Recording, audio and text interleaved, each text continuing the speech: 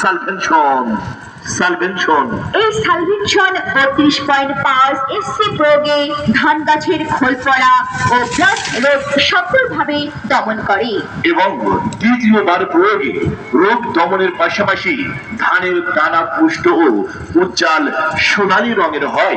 তাই আর দেরি নয়, আপনার ধান খেতে স্প্রে করুন সালভেনশন 32.5 এসসি।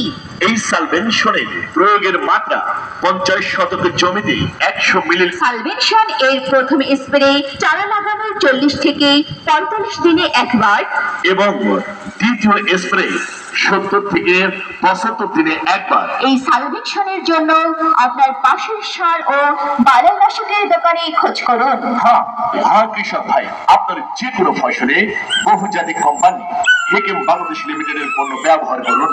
অধিক ফসল ঘরে তুলুন।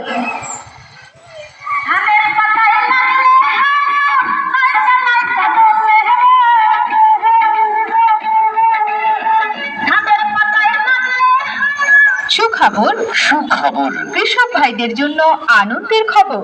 আপনি কি